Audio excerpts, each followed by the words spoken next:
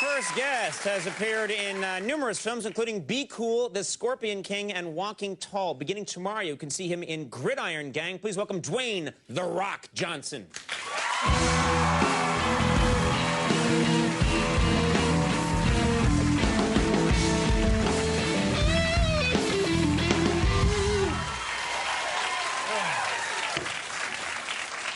Good to have you here on the show. Good to be back. Thank you so much. Now, first of all, when you arrived at the show, one of my producers came and said to me, you just showed up. He said, Dwayne "The Rock" Johnson just got here, and he's got a thing on his foot, and he's limping. So I guess you don't have the thing on your foot right now, but what's wrong with your foot? No, I don't. I actually had a walking boot on, right, which I had to take it off because it was causing some problems. But what happened, about 11 weeks ago, I was rehearsing for a movie that I'm getting ready to shoot in a couple of weeks in Boston. It's called The Game Plan. Family comedy with Disney.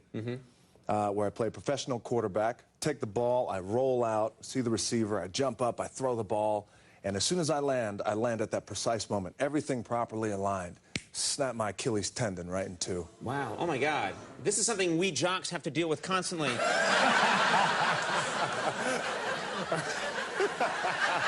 No, that's true. When I was playing Dungeons and Dragons once, my chair gave out, and you popped it. Yeah. No, this is interesting because you've done so. You were playing football first of all in college, sure, University of Miami, and right. and you know, the years of wrestling and everything, and all the stunts you've done in your movies. You do a lot of your own stunts, and then suddenly injured. It sounds like your worst injury ever in a family Disney comedy. Of all things, of you're all right. things, yeah. Played football for 10 years, wrestled for another 6, do all my own stunts, and yeah. It's awful. Now, what do they do for that? They surgically repaired it? And that's what happened. I went down, flew back home. My doctor, who's actually done all my surgeries, who's done all your surgeries, too. Yes, thank you for adding that. Yeah. Dr. John He did my butt lift, yeah. It was really starting to sag. It had to come up. Leave it alone. I will. I saw you were tempted, and I was like, right. You'll just get hurt in there. Won't go there, you know. Oh, this show's broken. It is. He did. Unbelievable. He reattached it.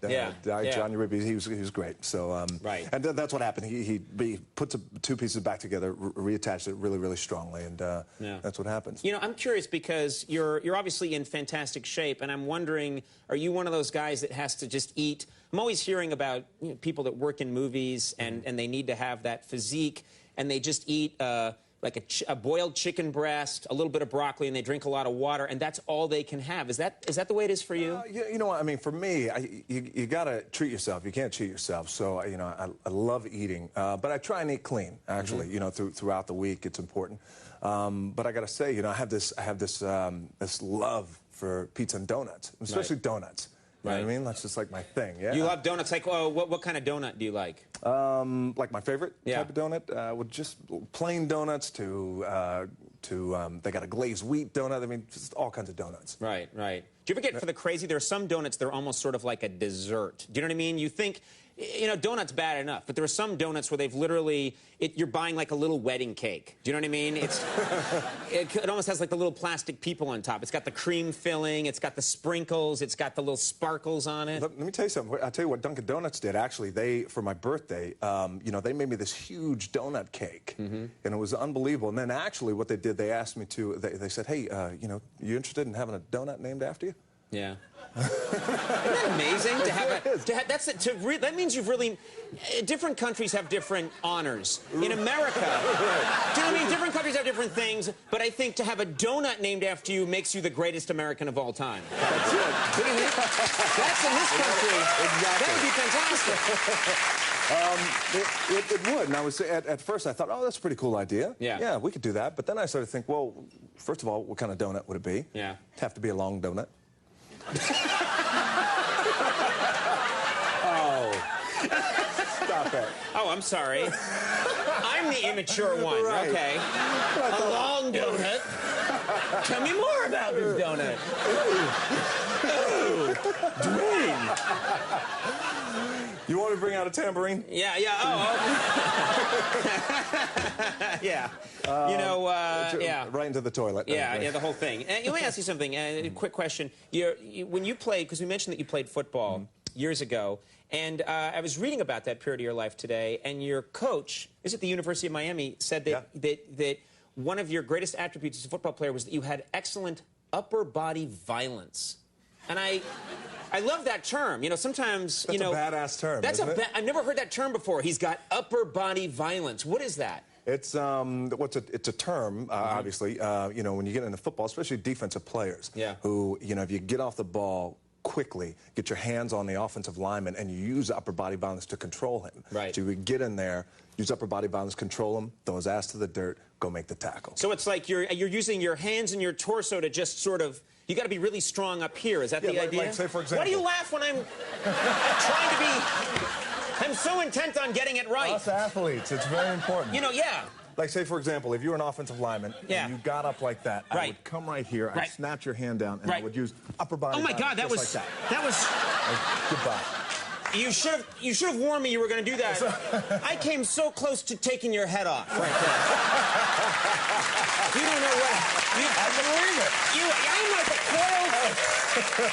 I'm like a coiled spring. A lot of people think I'm not. They think I'm some kind of scarecrow, but I would have come. What would you do? Like, what would I do if you tried to do that? I would have come around, like, and first of all, my hair would have come out like this and walloped you right there. And then I would have jumped up on the desk, and like a cat, I would have sprung like this. It would have been something like that. I got it. This is one of the dumber interviews I've ever done. Yes. You know, we have so much more to talk about. Real things. Stick around. More with Dwayne "The Rock" Johnson. Just say we'll be right back.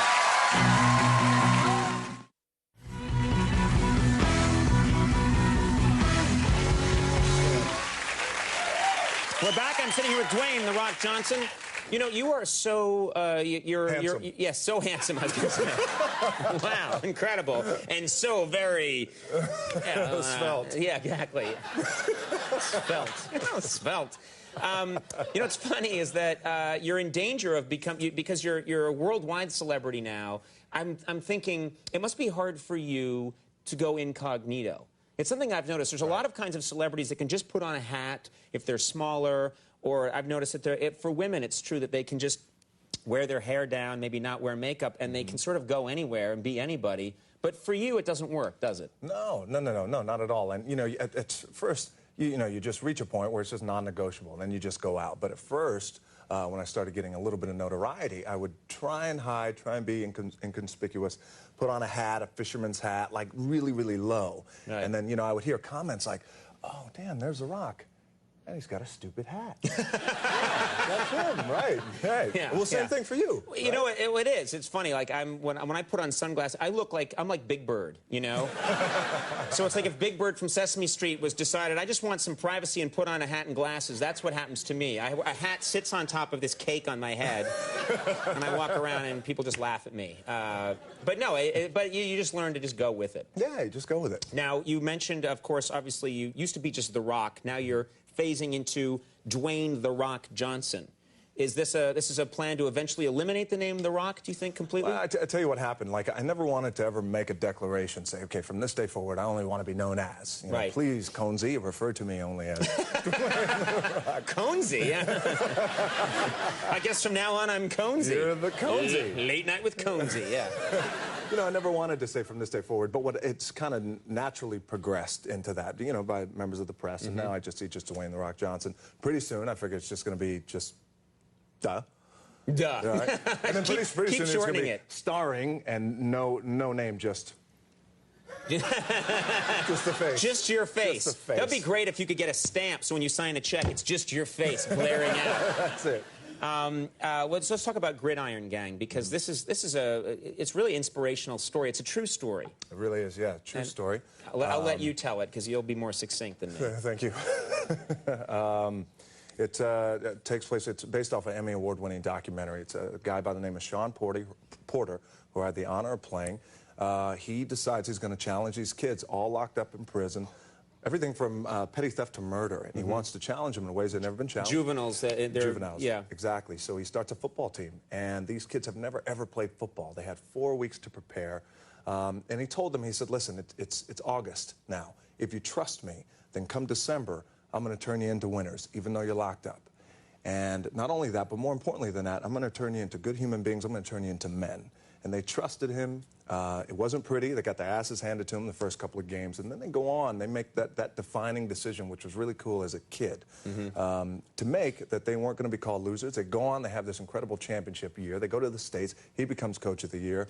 And, you know, I come to your show and I talk about it. It was an honor to make the movie. It's a great story. We have a clip here from Gridiron Gang. Anything we need to know for this clip? I believe this is during the game, and his biggest obstacle wasn't wins or losses, was just to make sure these kids never ever quit.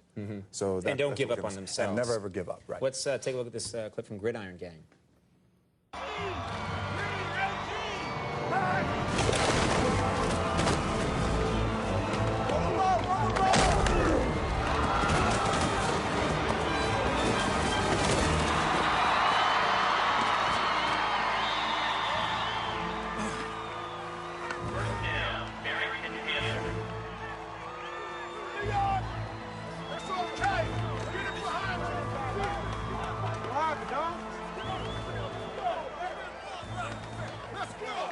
Coach, I suck, man.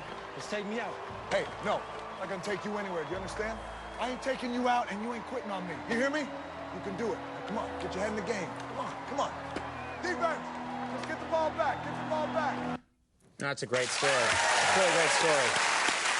And as I said to you, the football segments are shot. It's fantastic. The action is really good. Yeah, we're really proud of it. You know, the football's badass. We got the NFL camera crews in there to shoot it NFL style, so we're really, really proud of it. Gridiron Gang opens tomorrow. Go and see it. Dwayne "The Rock" Johnson, Thank always you, a my friend. big pleasure. I appreciate He's a it. good man. Al Franken coming up. We'll take a break. We'll be back.